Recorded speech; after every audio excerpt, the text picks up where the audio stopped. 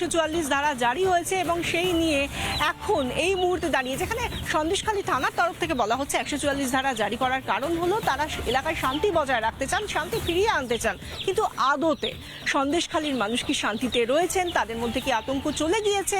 তাদের মধ্যে কি এই মুহূর্তে থমথমে পরিবেশ আছে কি নেই, সেটা আরো বিস্তারিতভাবে আমাদের জানাবেন আমাদের প্রতিনিধি সুখেন্দু সরকার। সরাসরি রয়েছেন তাদের সঙ্গে, এই গ্রামবাসীদের সঙ্গে। সুখেন্দু, গ্রামের মানুষ তারা কি বলছেন? তারা কি নিরাপত্তাহীনতায় ভুগছেন নাকি তারা বোধ করছেন যে তারা নিরাপদ?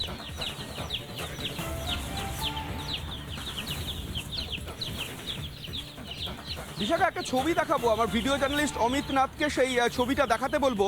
অমিত, এই ছবিটা দেখাও যে বিশাখা যে কথা বললো, আতঙ্ক কাকে বলে দেখো, আতঙ্ক কিভাবে গ্রাস করেছে। ক্যামেরার সামনে আসতে তারা পিছপা হচ্ছেন, তারা মুখ বলছেন যে তাদের একাধিক অভিযোগ রয়েছে, আমরা সেই অভিযোগ শোনাবো। কিন্তু তার আগে দেখো এই ছবিটা, তারা ক্যামেরার সামনে আসতে চাইছেন না, তারা ক্যামেরা থেকে দূরে রাখছেন মুখ, কিন্তু তাদের অভিযোগ যা রয়েছে, তাদের যে প্রতিবাদ রয়েছে সেই কথাগুলো তারা বলতে চাইছেন। কিন্তু কিভাবে বলছেন, যে কথাটা তুমি বললে যে 144 ধারা জারি, শুক্রবার রাত্রেবেলা বলা যাচ্ছে মধ্যরাতে যে ঘটনা ঘটেছে, আমরা তাদের মুখ থেকেই শুনবো, গ্রামবাসীদের, গ্রামের মহিলাদের কাছ থেকেই শুনবো যে ঠিক কী ঘটনা ঘটেছিল, সেই ঘটনা শুনবো এবং সেই ঘটনা শোনার পর বোঝা যাবে যে তারা নিরাপত্তাহীনতায় ভুগছেন নাকি আতঙ্কে দিন কাটাচ্ছেন, নাকি ঠিক কীভাবে রয়েছেন সন্দেশখালীর এই মা বোনেরা, আমরা শুনবো। শুনলাম যে গতকাল রাত্রে একটা ঘটনা ঘটেছে, ঠিক কী ঘটনা ঘটেছে একটু বলবেন? পুলিশ এসছে, 4 জন পুলিশ এসছে, র্যাব এসছে, হ্যাঁ 19 জন, মোটামুটি সবাই 19 জন, আর আমাদের গ্রামের 2টো ছেলে, ঠিক আছে। তাদেরকে রাত্রিবেলা ঠিক চিনতে কখন এসেছিল? তখন রাত 3:30 বাজে, পুরো রাত 3:30 বাজে। ওনারা গটগট করে এসে ঢুকে দরজায় ঘা দিচ্ছে, দরজা ধাক্কা মারছে, ওট ওট ওট। এবার বাচ্চা কাচ্চা নিয়ে সবাই শুয়ে আছে, উঠতে দেরি হচ্ছে। বলছে কি, আমার দেওরটা বলছে কি যে তোমার যাচ্ছি তো, এই এত মেজাজ নিচ্ছিস কেন রে, একদম কেলিয়ে না হাত পা গুঁড়ো করে দেবো একদম, বলে দরজা ধাক্কা মারছে। তো যাই আধার কার্ড দেখি, বলে আধার কার্ড দেখতে চাইলো, আধার কার্ড দেখালো, দেখতে আবার বেরিয়ে গেল। বলছে কালকের মিটিংয়ে বেরোস, যে বেরোবি মেয়ে ছেলে যে বেরোবি পোদের পাছা ঝালিয়ে দেবো। অর্থাৎ শুনতে পারে বিশাখা যে অবস্থা রাত্রিবেলা রাত 3:30-র সময় দরজা ধাক্কা দিয়ে আধার কার্ড দেখতে চাইলেন পুলিশ কর্মীরা, এবং একই সঙ্গে বলছেন যে গ্রামেরও ছিল। ঠিক কি হয়েছিল কালকে রাত্রে? কালকে রাত্রে 3:30-র সময় নাগাদ এসছে ওরা, এসে ওরম দরজা ধাক্কা দিচ্ছে, মানে সবাইকে উঠতে বলছে, না উঠতে দেরি হলেই মানে দরজা জানলা সব যেন ভীষণ জোরে ধাক্কা দিচ্ছে। 19 জন তখন পুলিশরা এসে সব দরজা ধাক্কা দিচ্ছে। এবার মহিলারা ভয়ে তো মানে আতঙ্কে হয়ে যাচ্ছে।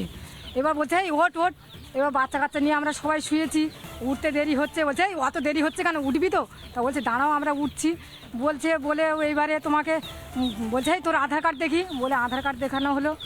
তা আমরা কি এইভাবেই পড়ে থাকবো? আমাদের কি কোনো মানে নেই, প্রশাসন নেই নাকি? প্রশাসন শুধু আমাদেরকে মারতে আসবে আর হুমকি দিতে আসবে, বলছে মিটিংয়ে দাস কালকে গণধোলাই দেবো।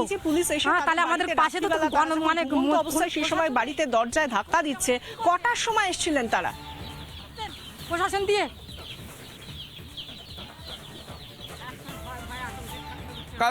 কালকে কখন এসেছিলেন? রাত্রিবেলায় রাত 3:30 নাগাদ এসে শুনলে রাত 3:30 নাগাদ এসে দরজায় ধাক্কা দিচ্ছে, বলছে ওট ওট, তোরা এখনো ঘুমিয়ে আছিস, এই উঠতে পারছিস না, তাহলে কোন নিরাপত্তা পাবো আমরা?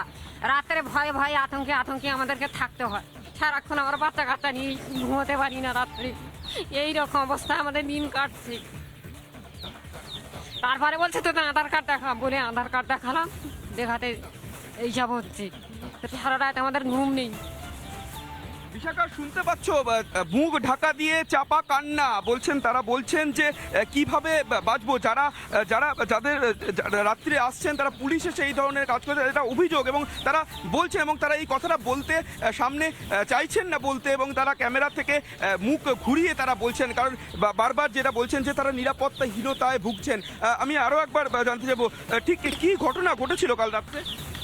কালকে রাত্রে আমার ভাই বউ বাড়িতে এসে মানে এরকম দরজা ধাক্কা দিচ্ছে, বলছে বাইরে বেরো, নাহলে দরজা ভাঙচুর করব, বাইরে বেরো।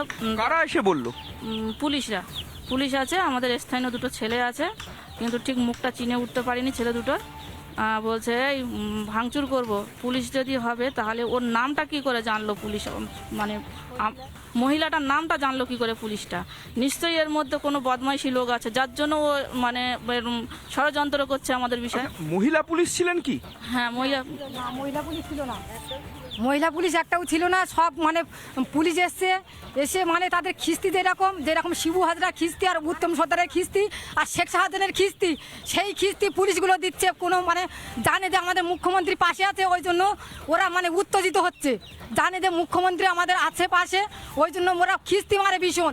যেরকম শেখ শাহজাহান, উত্তম সর্দার আর শিবু হাজরা খিস্তি মারে, মানে বেভাষায় খিস্তি মারে লোকজনকে, মানে মহিলাদেরকে খিস্তি মারে। সেই রকম ওই পুলিশগুলো খিস্তি মারছে রাত্রে এসে। আর এরপরে আমাদের ওই গুন্ডা বাহিনীতে এসে গুন্ডা বাহিনীদেরকে এনে তো আমাদেরকে পিটন চালাবে, তখন আমরা কোথায় যাব? আমাদের পাশেই তো প্রশাসন নেই।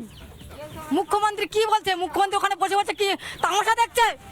হ্যাঁ, তামাশা দেখছে মুখ্যমন্ত্রী। না, এদিকে হাতা খুন্তি নিয়ে বেরিয়ে পড়তে বলছিল, তখন মুখ্যমন্ত্রী যখন ওই ভোট পাবে তখন বলছে হাতা খুন্তি নিয়ে বেরিয়ে পড়ো, রান্না করতে হবে না।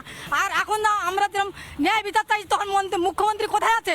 শুনতে পাচ্ছি না এগুলো যে মানে মা মাটির মানুষদের কি হচ্ছে ওখানে, তখন মমতা কি কোথায় আছে ওখানে শুনতে পাচ্ছেন? তো আরও বলছে যে বিক্ষোভে আমি ধিক্ষা জানাচ্ছি সন্দেশখালী।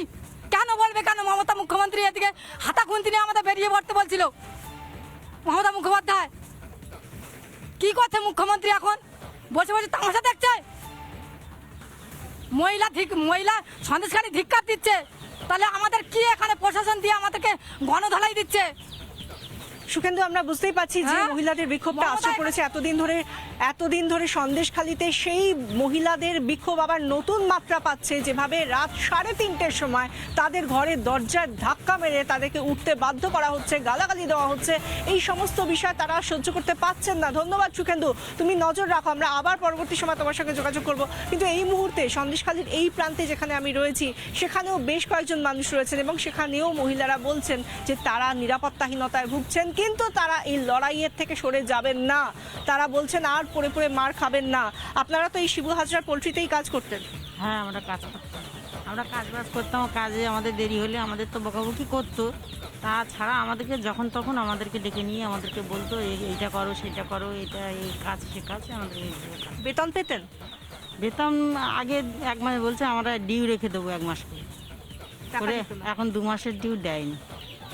আর এই মুহূর্তে আপনারা কিছুক্ষণ আগে বলছিলেন যে পুলিশ আপনাদের সঙ্গে কি ব্যবহার করছে? পুলিশ কি আপনাদের সঙ্গে সহযোগিতা করছে, নাকি পুলিশ কোন রকম ভাবে আপনাদেরকে ভয় দেখানোর চেষ্টা করছে? আপনারা বলছিলেন কিছুক্ষণ আগে, অন ক্যামেরা আপনারা কি বলবেন?